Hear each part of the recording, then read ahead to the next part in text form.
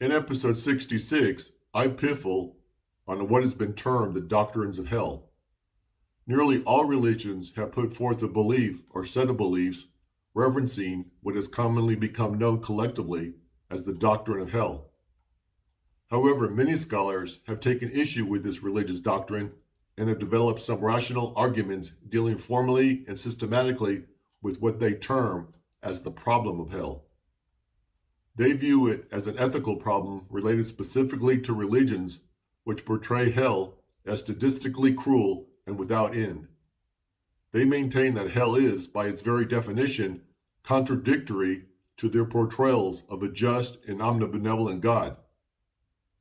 The problem of hell revolves around four key points.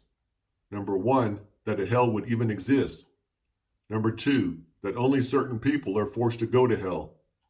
Number three, that there is no way out of hell. And number four, that hell is punishment for actions committed during one's mortal lifetime on earth.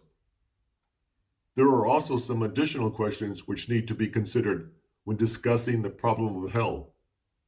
Questions such as, is the existence of hell compatible with God's justice? Is the existence of hell compatible with God's mercy? And is the existence of hell compatible with God's love for his creation? In addition, criticisms of the doctrine of hell have focused on the intensity of its torments and on the idea that the stay there is eternal. This calls into question the argument that God is omnipotent, omniscient, and omnibenevolent. For how could any of these things be an accurate representation of God if he permits the doctrine of hell to be so disproportionate to any sins that man could possibly commit while alive on this earth? The fact that humans live for only a very brief period, this would mean that man has only the ability to commit a limited number of sins, and yet the punishment he receives by being damned to hell is infinite and eternal in scope. This would seem to be unjustly cruel and unforgiving. Jorge Luis Borges, whose writings include many contributions to philosophy and religion, he suggests that no transgression can warrant an infinite punishment because there is no such thing as an infinite transgression. Some theists have argued that since God is infinite and his reign is eternal, he naturally requires that if a person chooses to transgress against him, it warrants an infinite punishment. Opponents of this view make a very cogent rebuttal. They put forth the idea that in life, the severity of the crime is adjudicated by the degree to which the victim of the crime is harmed. Murder is more harmful to the victim than battery, which is more harmful than slander, and each of these calls for a different degree of punishment. Since God is said to be omnipotent, this means he cannot be harmed. Therefore, any sins against God causes him no discomfort. So if God were to condemn a soul to eternal damnation in hell solely for sins against him, then God would be punishing souls for actions that had no appreciable effect on him whatsoever.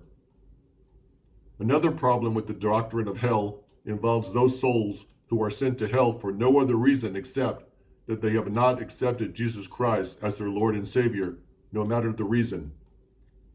There are some very kind and decent people who have adhered to other religious faiths. Should they be damned to hell? Then there are those people around the world who have never been given the opportunity to come to know Christ. Would a benevolent God ever seek to punish someone so severely for something he knew nothing about? Other philosophers and religious scholars have criticized the doctrine of hell by arguing that it is unfair to hold humans culpable for their sins, since it is God who is responsible for creating humans endowed with so many innate flaws as to make sinning unavoidable to them.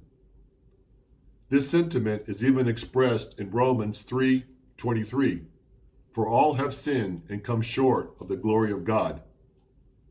But if God is omniscient, meaning that he knows everything, including how men's lives will turn out, then he already knows who will realize the glories of heaven or the punishments of hell.